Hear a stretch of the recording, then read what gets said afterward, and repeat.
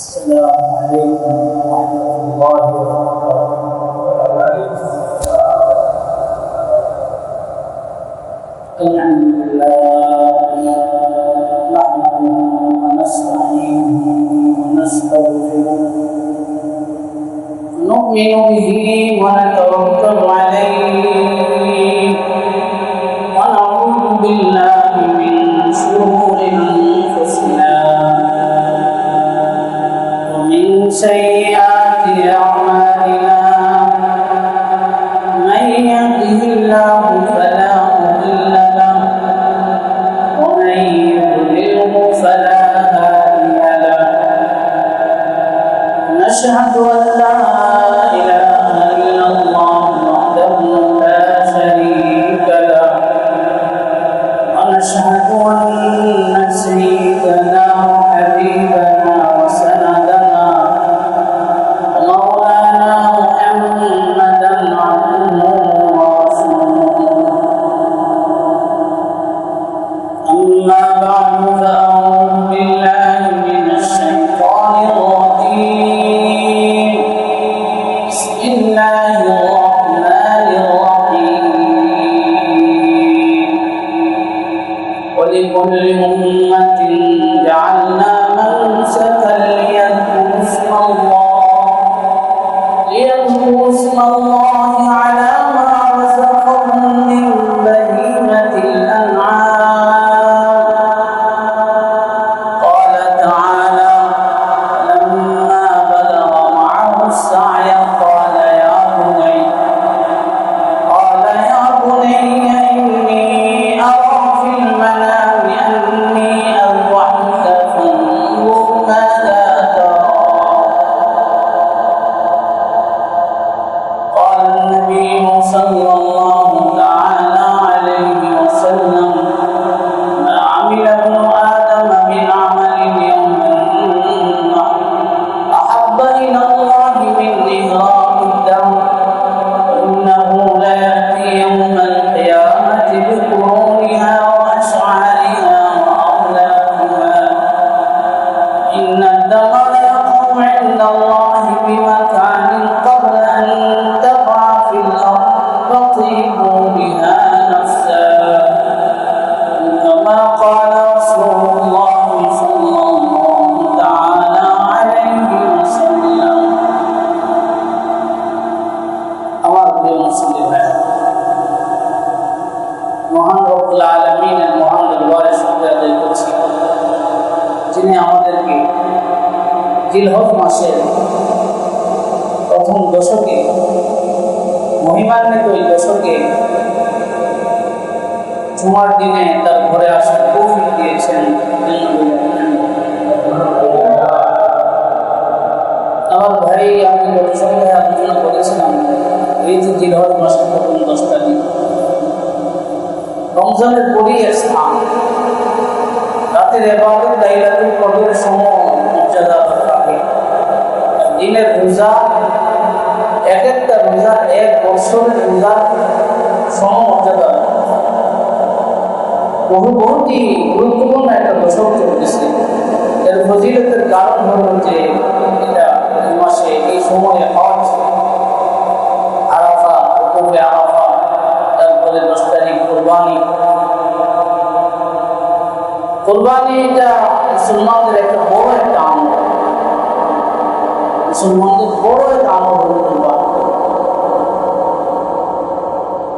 রাসূল কারীম সাল্লাল্লাহু আলাইহি ওয়াসাল্লাম বলেন এই 10 তারিখ কোরবানির দিবসে আল্লাহর কাছে সবচেয়ে প্রিয় আমল হলো কোরবানির আমল। সবচেয়ে প্রিয় আমল, সবচেয়ে মাহবুব, সবচেয়ে প্রিয় আমল কোরবানির আমল। ইয়া হাবিব সাল্লাল্লাহু আলাইহি ওয়াসাল্লাম এক হাদিসে বলেন যে দেখো কোরবানির পশু রক্তের ফোঁটা জমিনে পড়ার সাথে সাথে আল্লাহ তোমার সব গুনাহ ক্ষমা করে দেন। কোরবানির পশু রক্তের ফোঁটা জমিনে পড়ার সাথে সাথে যারা ইখলাসের সাথে কোরবানি দিবেন, তাকওয়ার সাথে কোরবানি দিবেন, হালাল মাল দিয়ে কোরবানি, ইখলাসের সাথে কুরবানি দিবে, তাকওয়ার সাথে কুরবানি দিবে, হালাল মাল দিয়ে কুরবানি দিবে, তার কুরবানির পশুর রক্তের ফোঁটা জমিনে পড়ার সাথে সাথে আল্লাহ তার সব কবুল করবে।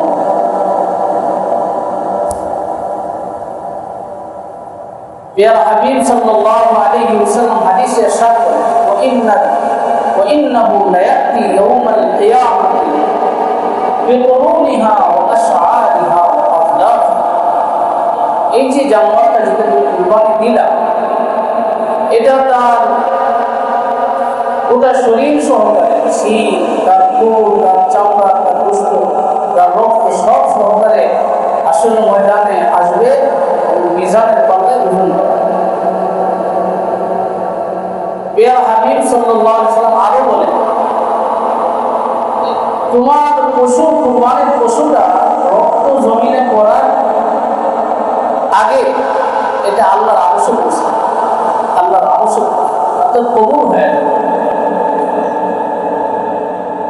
এত দামি আমল কুরবান, এত প্রিয় আমল কুরবানির আমল। সাহাবায়ে কেরাম জিজ্ঞাসা করেছেন, ও আল্লাহর হাবিব, এই কুরবানিটা কিসে, কোথায় থেকে আসবে? প্রিয় হাবিব সাল্লাল্লাহু আলাইহি ওয়াসাল্লাম বলেছেন, হাদিহি সুন্নাত আবিকুম ইব্রাহিম, তোমাদের পিতা ইব্রাহিম আলাইহিস সালামের মহান আদর্শ। কুরবানি হচ্ছে তোমাদের পিতা ইব্রাহিম আলাইহিস সালামের মহান আদর্শ। সাহাবায়ে কেরাম জিজ্ঞাসা করেন, আল্লাহর হাবিব, এতে কি ফায়দা, কি ফজিলত? প্রিয় হাবিব সাল্লাল্লাহু আলাইহি ওয়াসাল্লাম বলেন, প্রত্যেকটা পশমের বিনিময়ে আল্লাহ তাআলা তোমাকে একটা করে সওয়াব দান করেন। একটা জানোয়ারের শরীরের মধ্যে কি পরিমাণ পশম, কোটি কোটি পশম। তাহলে একটা কুরবানির দ্বারা যদি ইখলাসের সাথে দেয়, হালাল মাল দিয়ে দেয়, তাকওয়ার সাথে দেয়, আন্তরিকতার সাথে আল্লাহর ভালোবাসা নিয়ে দেয়, আল্লাহকে পাওয়ার আশায়, সওয়াবের আশায় কুরবানি দেয়, প্রত্যেকটা পশমের বিনিময়ে, জানোয়ারের গায়ে যে প্রত্যেকটা পশম আছে, প্রত্যেকটা পশমের বিনিময়ে আল্লাহ হাবিব সাল্লাল্লাহু আলাইহি ওয়াসাল্লাম একটা করে সওয়াব দান করেন।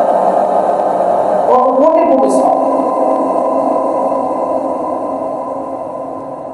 এজন্য প্রিয় হাবিব সাল্লাল্লাহু আলাইহি ওয়াসাল্লাম বলেন, আতিবু বিহা, তোমরা আনন্দ চিত্তে কুরবানি করো, খুশি খুশি। এমন না যে জরিমানা, কি করবো জরিমানা, না। এত বিশাল সওয়াব, এত প্রাপ্তি, আল্লাহকে পাওয়ার, এত আল্লাহর নৈকট্য লাভের এত মাধ্যম, এটাকে তোমরা খুশিতে খুশিতে, আনন্দ চিত্তে খুশিতে, একদম খুশিতে বাক হয়ে যে আল্লাহ পাক কি শুকর আদায় করবো। আল্লাহ পাককে ভালোবাসার একটা সিস্টেম আল্লাহ বাতায় দিয়েছে। আল্লাহকে ভালোবাসার কত সিস্টেম, নামাজে আল্লাহকে ভালোবাসার এক সিস্টেম, রোজা আল্লাহকে ভালোবাসার এক সিস্টেম, হজ আল্লাহকে ভালোবাসার এক সিস্টেম, যাকাত আল্লাহকে ভালোবাসার এক সিস্টেম, অনুরূপভাবে কুরবানি আল্লাহকে ভালোবাসার এক সিস্টেম। মহান আল্লাহকে ভালোবাসার এক সিস্টেম আল্লাহ তাআলা বানিয়ে দিয়েছেন। জন্য আল্লাহ পাকের শুকরগুজার হওয়া চাই, কৃতজ্ঞ হওয়া চাই যে মহান রব্বুল আলামিন আল্লাহ, আপনি আপনাকে ভালোবাসার এত সুন্দর এক সিস্টেম আমাকে বাতায় দিয়েছেন। আল্লাহ তাআলা আমাদের তৌফিক দেন, আল্লাহ আমাদের কবুল করেন। আমার ভাই, কুরবানির এই আমলটা, এটা কোনো যে এই উম্মতের সাথে খাস না, এই উম্মতেরই আমল না, পূর্বের উম্মতেরও এই আমল ছিল। কুরবানির আমল পূর্বের উম্মতের জন্য ছিল। মহান রব্বুল আলামিন কোরআনে বলেন, ওয়ালিকুল্লি উম্মাতিন জাআলনা মানসাকা ইয়াযকুরু ইসমাল্লাহ আলা মা রাযাকাহুম মিন বাহিমাতিল আনআম। প্রত্যেক উম্মতের জন্য আমি কুরবানির বিধান দিয়েছি, প্রত্যেক উম্মত। ইতিমধ্যে যত উম্মত ছিল, সব উম্মতের জন্য কুরবানির বিধান ছিল। আদম আলাইহিস সালামের দুই ছেলে তার কুরবানি করেছিল, সে আদম আলাইহিস সালাম থেকে কুরবানি। এই উম্মতের নতুন কোনো বিষয় না, বা এই উম্মতেরই বৈশিষ্ট্য, এমনটা নয়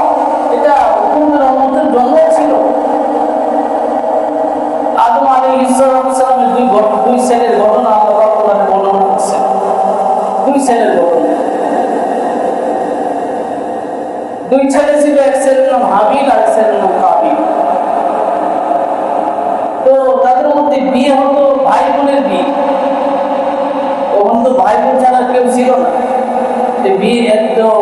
বিয়ের সিস্টেমটা কি?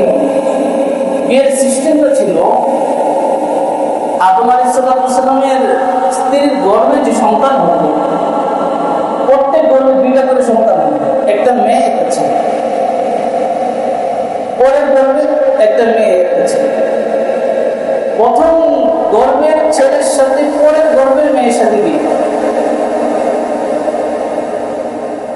এক গর্ভে একটা ছেলে একটা মেয়ে, এই দুজনে বিয়ে না, বিয়ে হলো পরের গর্ভের যে ছেলে মেয়ে আছে মেয়ের সাথে প্রথম গর্ভের ছেলের সাথে বিয়ে। এটা ভাই বোনের বিয়ে কি ছিল? জায়েজ ছিল। উম্মত মুহাম্মদের মধ্যে তো এটা হারাম হয়ে গেছে। তখন মোবাইল ছিল না, আর কেউ ছিল না। তো দুই ভাই, এক গর্ভে জন্মেছে হাবিল, আর এক গর্ভে জন্মেছে কাবিল। তো হাবিলের সাথে যে মেয়ের বিবাহ সিদ্ধান্ত হলো তিনি ছিলেন সুন্দরী। কাবিলের সাথে যে মেয়ের বিবাহের সিদ্ধান্ত হলো তিনি ছিলেন কুশ্রী, কালো। কাবিল বিষয়টা মেনে নিতে পারে নাই। না, হাবিলের জন্য যাকে নির্ধারণ করা হচ্ছে তাকে আমি বিয়ে করব, সুন্দরী মেয়েকে আমি বিয়ে করব। সমস্যা লেগে গেল। আসলে হাবিলের জন্য হাবিল যার উপযুক্ত সুন্দরী মেয়ের সেটা দাবি করছে কাবিল, এবং তাদের মধ্যে লাগছে ভয়।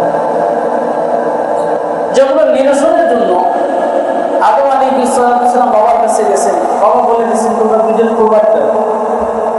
দুইজনে কি করো? কোরবানি দাও।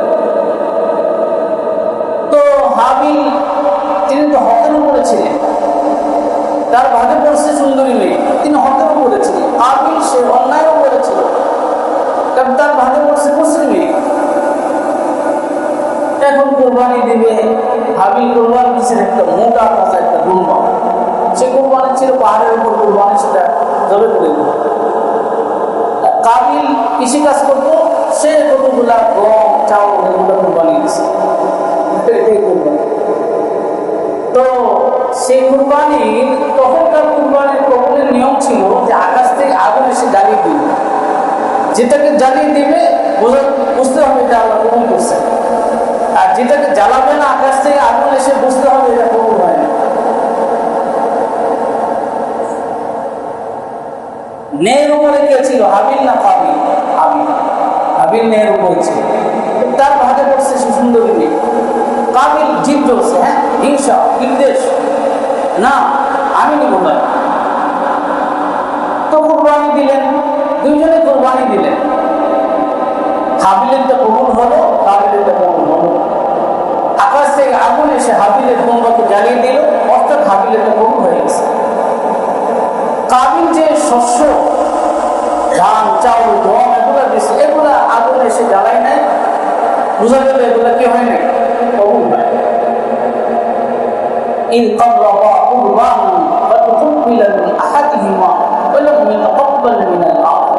আল্লাহ বলেন যে একজনেরটা কবুল হয়েছে আরেকজনেরটা কবুল হয়নি।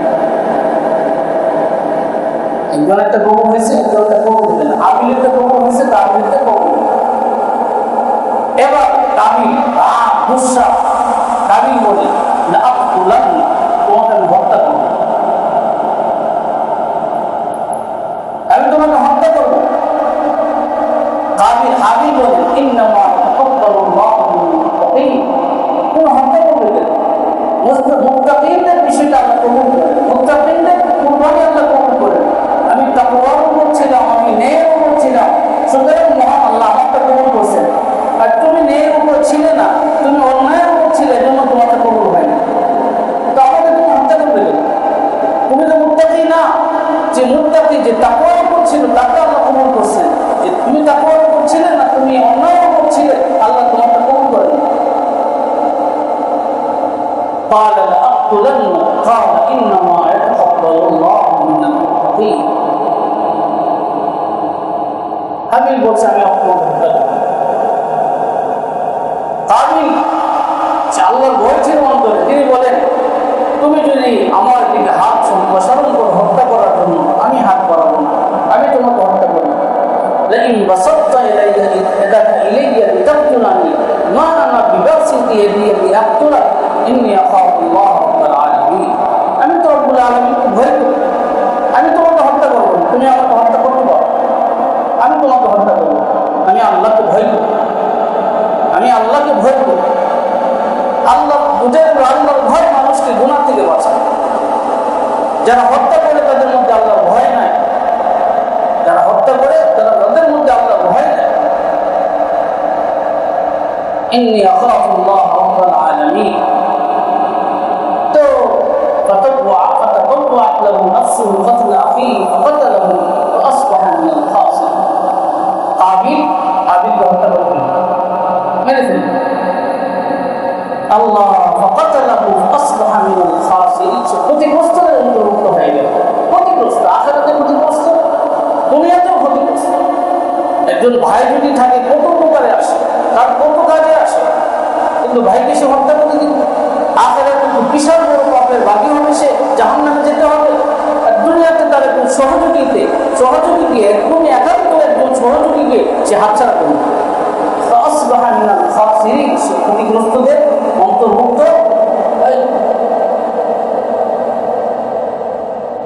তো হত্যা করে ফেলছে। এজন্য দুনিয়াতে যত হত্যা হয় তার একটা ভাগ, পাপের একটা অংশ কে পাবে? কাফির। কারণ হত্যা সে জন্য দিয়েছে, হত্যার জন্য দিয়েছে সে। এর আগে পৃথিবীতে হত্যা হয় না, হত্যা মানুষকে শিখিয়েছে কাফির। পৃথিবীতে কিয়ামত পর্যন্ত যত হত্যা হবে পাপের একটা অংশ পাবে, ওমর পাবে। কোন একটা খারাপ কাজকে চালু করে দেবে, যে চালু করে দেবো কিয়ামত পর্যন্ত যতদিন এই খারাপ কাজ চলবে এর পাপের একটা অংশ যে চালু করেছে তার কাছে তারা সিনেমা চালু করে দেবে, যতদিন চলবে সিনেমা পাপ তার কাছে। অনুরূপভাবে কেউ মসজিদ চালু করে দিয়ে গেল, মাদ্রাসা চালু করে দিয়ে গেল, যতদিন নেক হতে থাকবে তার সবের একটা অংশ তার কবর দিচ্ছে। এবার হত্যা করার পরে তিন কর্তব্য বিমুখ ফেরেশান কি করবে? লাশ কিভাবে গোপন করে করবে, কিভাবে লাশ কিভাবে গোপন করবে? ইতিমধ্যে তো এগুলো ঘটনা ঘটে নাই। হায়রান পেরেশান, কিভাবে লাশ কি করবে, কোনো বুদ্ধি পাচ্ছে না, কি করবে?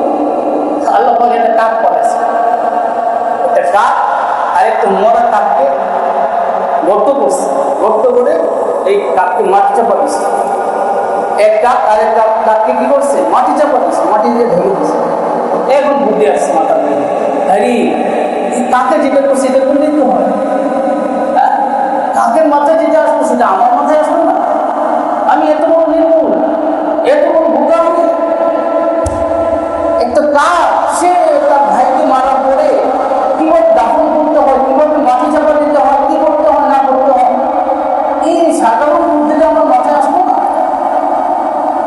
فبعث الله غرابا يبحث في الارض ليريه كيف يواري سوءة اخيه قال يا ويلتى اعجزت ان اكون مثل هذا الغراب فواري سوءة اخيه واصبح من النادمين। লজ্জিত হল। তো আমার ভাইয়েরা, এই ঘটনা বলার উদ্দেশ্য হল যে কোরবানি আদম আলাইহিস সালাম সেখান থেকে কোরবানি, তার দুই ছেলে কোরবানি করেছে, এক ছেলে হাবিল আর এক ছেলে কাবিল। হাবিলের কোরবানিকে আল্লাহ কবুল করেছেন, কাবিলের কোরবানিকে আল্লাহ কবুল করেন। কেন? হাবিল ছিল মুত্তাকি, মুত্তাকির আমলকে আল্লাহ কবুল করেন। আল্লাহর ভয় যার মধ্যে থাকে তার আমলকে আল্লাহ কবুল করেন, যে অন্যায়ের উপর থাকে তার আমলকে আল্লাহ কবুল করেন না। ইন্নামা ইয়াতাকাব্বালুল্লাহু মিনাল মুত্তাকিন। আল্লাহ তাআলা কাকে কবুল করেন? মুত্তাকি, তাকওয়ার সাথে আল্লাহর ভয় নিয়ে আমল করে, আল্লাহর মহব্বত নিয়ে আমল করে, সওয়াবের আশায় আমল করে, তাকে মুত্তাকি বলা হয়। মুত্তাকিনদের কুরবানিকে আল্লাহ কবুল করে। আল্লাহু আকবার, আল্লাহু আকবার। তো এরপরে হযরত ইব্রাহিম আলাইহিস সালাম সন্তান গ্রহণ করেছেন। কি পরীক্ষা, অগ্নি পরীক্ষা।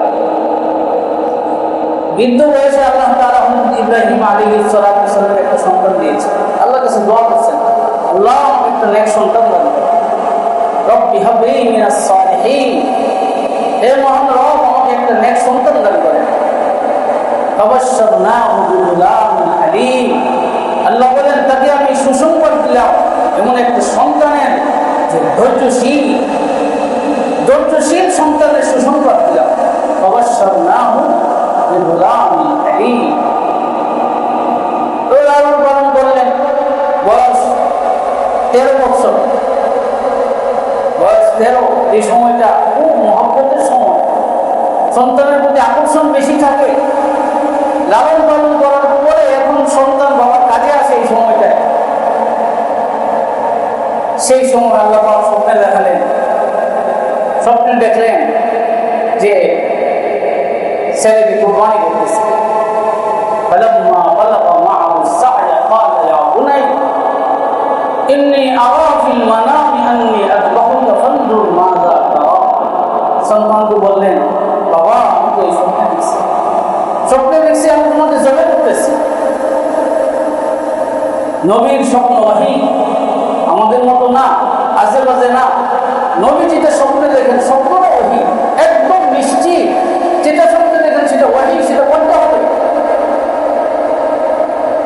সন্তানকে বললেন, সন্তান বাবা প্রস্তুত? ইয়া আবাতি ফাআল মা তুমার, আল্লাহর পক্ষ থেকে যে আদেশ আসছে সেটা আপনি বাস্তবায়ন করেন, আমাকে কুরবানি করেন। বাবাও প্রস্তুত, সন্তান প্রস্তুত। আল্লাহ কি ভালোবাসা!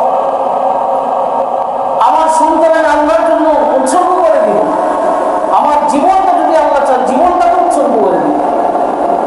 যে কুরবানি করে, পশু কুরবানি করে, মনে মনে ভাবে যে আল্লাহ আপনি পশুর গলায় ছুরি চালাতে বলছেন, আপনি বলেন আমার গলায় ছুরি চালানোর জন্য এই মুহূর্তে আমি ছুরি চালাই। এইগুলো কুরবানি। আপনি বলছেন পশুর গলায় ছুরি চালানোর জন্য চালাচ্ছি, আপনি বলেন আমার গলায় ছুরি চালানোর জন্য নির্দিনে আমি আমার গলায় ছুরি চালাই। এটা হলো ইব্রাহিম আলাইহিস সালামের কুরবানি। এত আদরের সন্তান, কিন্তু না সারা জীবনে সন্তান হয় না, বৃদ্ধ বয়সে একটা সন্তান হয়েছে। কি আশা, কি আকাঙ্ক্ষা, কি ভালোবাসা, সন্তানের প্রতি কি আকর্ষণ, কি মায়া! সেই সন্তানের উপরে আল্লাহ তাকে জন্ম করে দিলেন। ইব্রাহিম আলাইহিস সালাম কোনো সন্দেহ করেন যে এটা তো স্বপ্নের বিষয়, এটা স্বপ্নের বিষয়, স্বপ্নে দেখলাম, এটা তো কোনো জরুরি না, এমন কোনো কথা বলেন না। নবীর স্বপ্ন ওহী, নবী জানতেন আমার স্বপ্ন ওহী। যেটা স্বপ্ন দেখছেন এটা বাস্তবায়ন করার জন্য, আল্লাহর এই বিধানকে বাস্তবায়ন করার জন্য তিনি 100% প্রস্তুত হয়ে গেছেন। সন্তান ওরকমই, বাবা যেমন সন্তান, বাপ का बेटा सिपाही के घोड़ा कुछ ना घोड़ा। বাপ যেমন হয় বেটাও সেমন হয়, সিপাহী যেমন হয় সিপাহীর ঘোড়াও এরকম। কি বলেন আমার সন্তান বলে বাবা পরে আল্লাহর পক্ষ থেকে যে আদেশ আসছে আদেশ নির্দ্বিধায় পালন করে, ছুরি চালিয়ে দেয়। সন্তানও জানতেন যে বাবা নবী, নবীর স্বপ্ন ওহী। সন্তান জানতেন, কি জ্ঞানী সন্তান, বয়স মাত্র 13, কিন্তু জ্ঞান এত বেশি, আল্লাহ এত জ্ঞান দিয়েছে। সন্তানও জানতেন যে আমার বাবা নবী, নবী যেটা স্বপ্নে দেখছেন এটা ওহী, এটা অবশ্যই করতে হবে, আল্লাহর পক্ষ থেকে এটা করতেই হবে। সন্তান বলেন, বাবা ছুরি চালা, আমাকে ধরে করে দেন। ইয়া আবাতি ফাআল মা তুমার সাতাজিদুনি ইনশাআল্লাহ মিনাস সাবিরিন, নিশ্চয় আমাকে আপনি ধৈর্যশীলদের মধ্যে পাবেন। নিশ্চয় আপনি আমাকে ধৈর্যশীলদের মধ্যে পাবেন। কি বিনয় দেখেন! আমি ধৈর্যশীল, এখন দাবি না, অহংকার না। আমার পূর্ব ধৈর্যশীল অনেক অতিবাহিত হয়েছে, আমাকে তাদের মধ্যে এখন বিনয় দেখেন, বিনয়। আমি ধৈর্যশীল, আমাকে পাবেন না, এরকম দাবি না। আমার মধ্যে ধৈর্যশীল অনেক অতিবাহিত হয়েছে, আমিও তাদের এখন। কি বিনয়! কি নিজেকে ছোট করে বলছেন, সাতাজিদুনি ইনশাআল্লাহু মিনাস সাবিরিন। আর বাবাও প্রস্তুত, সন্তানও প্রস্তুত। আল্লাহর জন্য জীবন দিয়ে দিলেন। আল্লাহর জন্য জীবন দিতে পারা আজকে নাস্তিকরা বলে কুরবানি এগুলা কি, এতগুলা পশু হত্যা, কুরবানি পশু হত্যা। আরে আমার মালিকানার জিনিসের মধ্যে আমি যা চাই তাই করতে পারি। আমার হাতের মোবাইলটা ইচ্ছে করলে আমি ভেঙেও ফেলতে পারি, কি বলতে পারি না? কেউ কারো কিছু বলার আছে? আমার মালিকানাধীন জিনিস আমি যা ইচ্ছা তাই করতে পারি। আমরা আল্লাহর মালিকানাধীন, আল্লাহর মাখলুক, আমাদের ব্যাপারে তার যে কোনো হুকুম কার্যকর হয়, যে কোনো হুকুম সেটা সহি, যে কোনো হুকুম সহি। নাস্তিকরা বলে যে পশু কুরবানি, এতগুলা পশুকে নষ্ট করে হত্যা করা হয়, এতগুলো অর্থনৈতিক এত বড় ক্ষতি। তুমি নাস্তিক, তোমার অন্তরে আপনার রোগ নেই, ইমানের রোগ নেই, তুমি এটাকে ক্ষতি মনে করো। আর আমি মুসলমান, আমি এটাকে আমার সৌভাগ্যের বিষয় মনে করি। আমি মনে করি এটা আমার সৌভাগ্যের বিষয়। আমি মনে করি আমার জীবনের সর্বোচ্চ পাওয়া এটা। মাওলার জন্য জান দিতে পারা, মাওলার জন্য মাল খরচ করতে পারা, মাওলার জন্য আমার সন্তানকে উৎসর্গ করতে পারা, আমি মনে করি আমার জীবনের সবচেয়ে বড় প্রাপ্তি, সবচেয়ে বড় সৌভাগ্য এটা। তোমার মধ্যে সেই আলো নেই, তোমার মধ্যে সেই নূর নেই, তুমি তো নাস্তিক, তুমি কি করে বুঝবা আল্লাহর জন্য জীবন দেওয়া কত মজার জিনিস? আল্লাহকে ভালোবাসে বা বাঁচতে পারা যে মজার জিনিস। আল্লাহর জন্য সন্তান উৎসর্গ করতে পারা কত বড় মজার জিনিস। আল্লাহর জন্য পশু কোরবানি করা কত বড় মজার জিনিস, সেটা তুমি কি করে বুঝবে? আল্লাহ আমাদেরকে তৌফিক দেন, আল্লাহ আমাদেরকে কবুল করেন। আল্লাহ فلما أسلم وتله للجبين وناديناه أن يا إبراهيم। ইব্রাহিম আলাইহিস সালাম নিয়ে যাচ্ছে মিনাতে, সন্তান ইসমাঈল মিনাতে নিয়ে যাচ্ছে কুরবানি করতে। বাবা যাচ্ছে কুরবানি করার জন্য, সন্তান যাচ্ছে কুরবানি হওয়ার জন্য। আত্মত্যাগের কি অঙ্কন দৃষ্টান্ত! জীবন উৎসর্গ করা, সন্তানকে উৎসর্গ করার কি অঙ্কন দৃষ্টান্ত! আল্লাহকে ভালোবাসার কি দৃষ্টান্ত স্থাপন করে গেছেন ইব্রাহিম আলাইহিস সালাম। স্বর্ণাক্ষরে করে লেখা আছে এই কথাগুলো কোরআনে কারীমে। ইব্রাহিম আলাইহিস সালামের আত্মোৎসর্গকে আল্লাহ এত বেশি পছন্দ করছেন, কোরআনের মধ্যে ঘটনা হয়ে গেছে। আমার ইব্রাহিম আমার জন্য উৎসর্গ হয়ে গেছে, আমার ইসমাঈল আমার জন্য উৎসর্গিত হয়ে গেছে। তাদের ঘটনা আমার কাছে এত প্রিয় লাগছে, আমি আমার কোরআন উল্লেখ করে গেছি। তেমন পর্যন্ত মানুষ শুনবে আর আল্লাহকে ভালোবাসা, আল্লাহকে কিভাবে ভালোবাসতে হবে শিখবে, আল্লাহর জন্য কিভাবে জীবন উৎসর্গ করতে হয়, আল্লাহকে কিভাবে ভালোবাসতে হয়, ইব্রাহিম আলাইহিস সালামের ঘটনা থেকে মানুষ শিখবে। এদিকে থাকার, আপনার এদিক সেদিক থাকার, আমার দিকে থাকার, আশ্চর্য অবস্থা। এদিক সেদিক থাকার কথা মনোযোগ সহকারে শুনতে হয়। فلما أسلم وتله للجبين وناديناه أن يا إبراهيم। মিনাতে নিয়ে গেছে, শয়তান বারবার ওয়াসওয়াসা দিচ্ছে, ইব্রাহিম নিজের সন্তানকে হত্যা করে ফেলবো, মানব হত্যা মহাপাপ। এই যুক্তি, মানব হত্যা মহাপাপ, মানব হত্যা মহাপাপ তখন যখন আল্লাহর হুকুম না হয়। আল্লাহর হুকুম হইলে ওই মানব হত্যা সবচেয়ে বড় এবার, যদি আল্লাহর হুকুম হয়। ইব্রাহিম আলাইহিস সালাম ইসমাঈল আলাইহিস সালামকে জবাই করবে না, সবচেয়ে বড় এবার যদি আল্লাহর হুকুম হয়। আল্লাহর হুকুম হলো সবচেয়ে বড় জিনিস। শয়তান ওয়াসওয়াসা দিচ্ছে, ইব্রাহিম আলাইহিস সালাম বুঝে ফেলছেন শয়তান 7টা কম্পন আছে। কয়টা? আরেকটু আগাইছে, আবার ওয়াসওয়াসা, আবার 7টা কম্পন। আরেকটু আগাইছে, আবার ওয়াসওয়াসা। এই কাজটা কেমনে করবেন? ইব্রাহিম আলাইহিস সালাম বুঝে গেছে শয়তান, আবার 7টা কম্পন। হাজিরা কম্পনি কি করে না আমার ভাইরা? এই সেই ইব্রাহিম আলাইহিস সালামের যে আমার ইব্রাহিমের আমলটা আমি এত পছন্দ করছি, এটা কিয়ামত পর্যন্ত জন্য বিধান করে দিলাম। আমার ইব্রাহিম, আমার আশিক, আমার প্রেমিকের কাজ আমার কাছে এত বেশি পছন্দ হয়েছে যে কিয়ামত পর্যন্ত হাজিরা এই আমল করতে থাকে। হজের অংশ করে দিয়েছেন আল্লাহ তাআলা, হজের অংশ। ইব্রাহিমের আমল আমার কাছে এত পছন্দ, আল্লাহ বলেন যে আমি এটা কিয়ামত পর্যন্ত জন্য বিধান করে দিলাম। এবার সন্তানকে কোরবানি করবে। সন্তান বলে, বাবা ছেলেটা ভালো করে ধার করে নেন, আমার হাত পাগুলো বেঁধে নেন, আমি যেন নড়তে চড়তে না পারি। আর আপনার কাপড়টা একটু সাবধানে রাখেন, আমার রক্তের সিটা যেন আপনার না। আমার মা যদি রক্তের সিটা দেখে, সন্তানের রক্তের সিটা যদি মা দেখে, হয়তো বা মা আপনার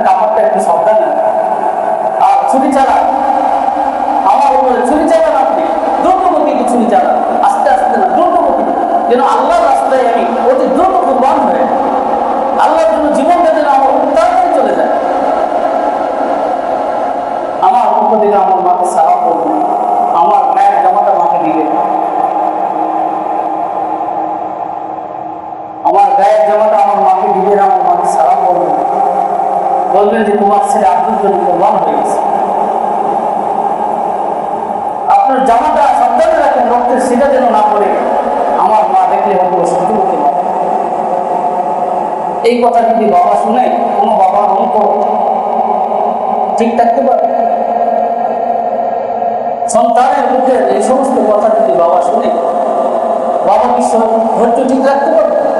কিন্তু ইব্রাহিম পাহাড়ের মতো অটো, সন্তানের ভালোবাসা থেকে মাওলার ভালোবাসা 100 লক্ষ পরিমাণ বেশি।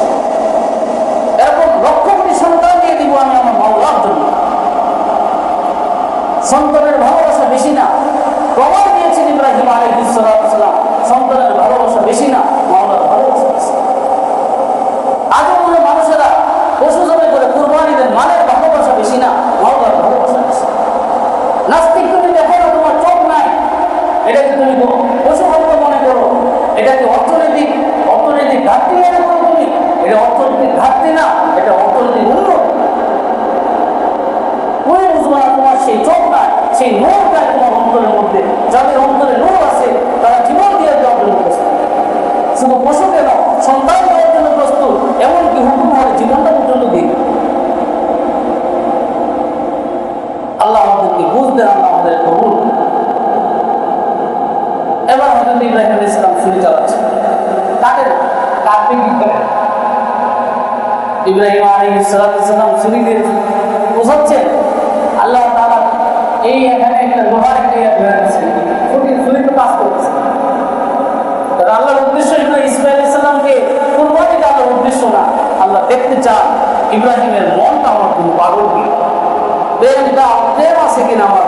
ইব্রাহিম ইসমাইলের মন আমার জন্য পাগল করে, সেটা আমি আল্লাহ দেখব। আরে বুঝতে দিয়ে আপনার রক্ত বুঝতে দিয়ে আল্লাহ কি করবেন? আল্লাহ এগুলো দরকার আছে? আল্লাহ দেখতে চান আন্তরিকতা, ভালোবাসা, প্রেম। আমার জন্য হৃদয়টা পাগল কিনা, আমার জন্য তোমার হৃদয়টা পাগল কিনা আমি দেখতে চাই। কাজ করেন। ইসমাইল বলেন, আব্বা মনে হয় যে আমার যদি আপনার মায়া লেগে যায়, ছুরি চালান চোখে চোখে চোখ করে, মনে হয় আপনার মায়া লেগে যায়, এই জন্য আপনি ছুরি চালাতে পারেন না। আমাকে কাজ করেছে হয়, কাজ করেছে হয়, এবার কাজ করেছে, এবার আবার চোখ ছুরি চান, কাটে না। কাটবে কি করে? মহান রব্বুল আলামিন ফেরেশতার মাধ্যমে লোহা ধরে রাখছে, কাটবে কি করে? ছুরিকে বলছে ইসবা ধরে করো, ইব্রাহিমকে বলছে ইসবা ধরে করো, ছুরিকে বলছে লা তাসবা ধরে করিও।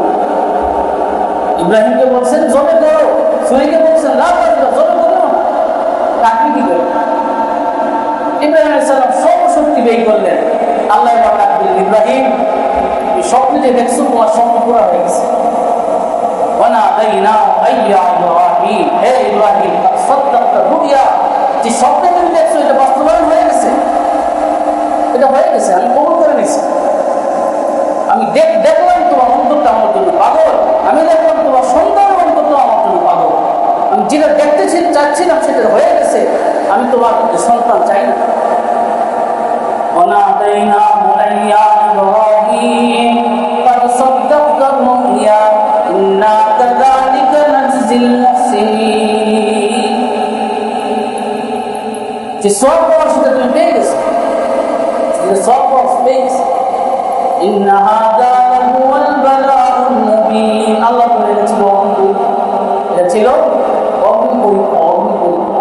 إِنَّ هَذَا لَهُوَ الْبَلَاءُ الْمُبِينُ وَفَدَيْنَاهُ بِذِبْحٍ عَظِيمٍ।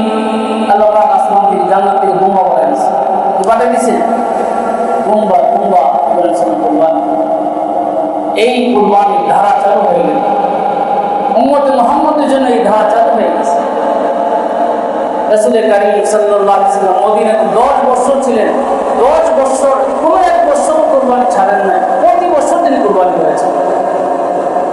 রাসূল সাল্লাল্লাহু আলাইহি ওয়াসাল্লাম সারা জীবনের আমল কুরবানি করেছেন, তিনি কুরবানি করেছেন। এবং অত্যন্ত বিদার মধ্যে, বিদায় হজের মধ্যে আশ্চর্য লাগে। আল্লাহ 100 উট কুরবানি করেছেন। 100 কত? নিজ হাতে করেছেন 63টা। নিজ হাতে করেছেন কয়টা? 63টা। বাকি 37টা করেছেন হযরত আলী রাদিয়াল্লাহু তাআলা। পৃথিবীর মধ্যে এমন কোন ধনী আছে 100 উট কুরবানি করে? পেয়ারা হাবিব সাল্লাল্লাহু আলাইহি ওয়াসাল্লাম এত বেশি এত বেশি ছিলেন, দানশীল ছিলেন, এত বেশি উদার ছিলেন, তার দানের কোনো ছিল না, কোন কিনারা ছিল না। এত বেশি তিনি আল্লাহর প্রতি দান করতেন, আল্লাহর জন্য খরচ করতেন। 100 তিনি কুরবানি করেছেন। একদিনের ঘটনা, রাসূল কারীম সাল্লাল্লাহু আলাইহি ওয়াসাল্লাম কুরবানি করলেন। ওগুলো প্রতিযোগিতা শুরু করলো, কে তার আগে কুরবানি করবে, কে তার আগে কুরবানি হবে। শুনে চলে আসতেছে ওগুলা। আল্লাহু আকবার, আল্লাহু আকবার। আরে পেয়ারা হাবিব, দু জাহানের বাদশার হাতে আমার জীবনটা সঁপে দিব, জীবনটা দিয়ে দিব, এটা তো আমার সৌভাগ্য। ওগুলা প্রতিযোগিতা করতেছিল, দৌড়াদৌড়ি করতেছিল, কে তার আগে আল্লাহর হাবিবের হাতে কুরবানি।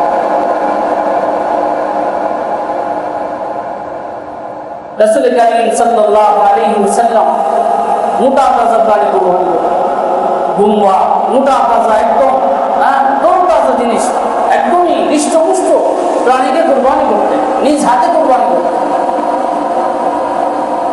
এবং দোয়া করতেন, ইন্নী ওয়াজ্জাহতু ওয়াজহিয়া লিল্লাযী ফাতারাস সামাওয়াতি ওয়াল আরদা হানিফাও ওয়া মা আনা মিনাল মুশরিকিন ওয়া মা আনা মিনাল মুশরিকিন ইন্না সালাতি ওয়া নুসুকি ওয়া মাহইয়ায়া ওয়া মামাতি লিল্লাহি রাব্বিল আলামিন লা শারীকা লাহু ওয়া বিযালিকা উমিরতু ওয়া আনা আউওয়ালুল মুসলিমিন।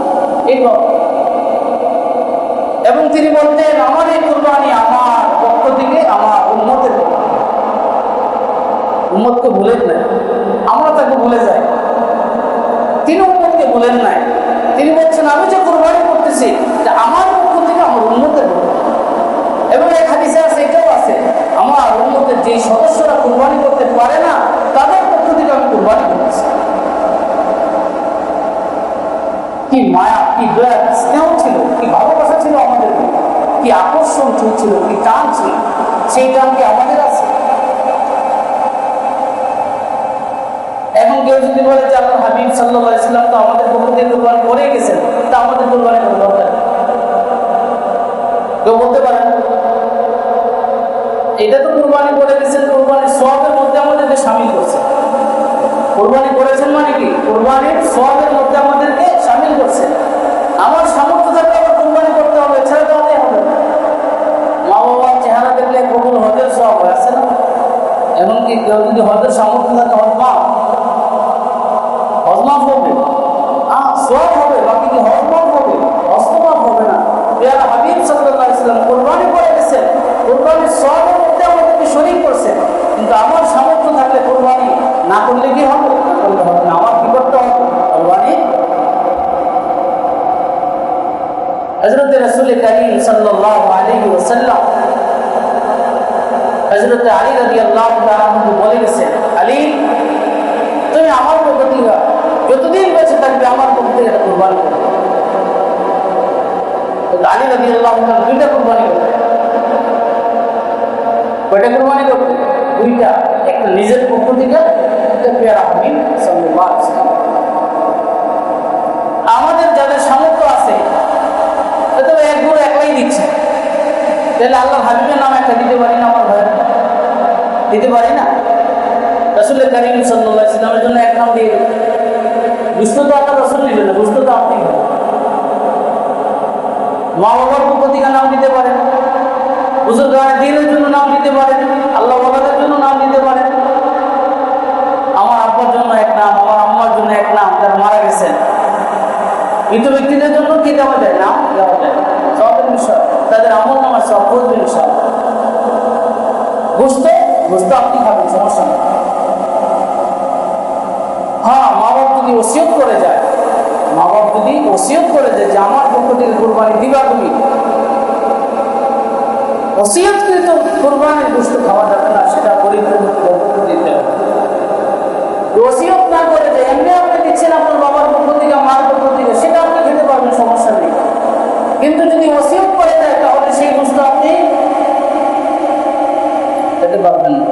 ওদেরকে কি করতে হবে? ভাগ করে দিয়ে দিতে। আমার ভাই, আমরা শরীরে কুরবানি দিই। একটা প্রাণীর মধ্যে সর্বোচ্চ কয় নাম দেওয়া যায়?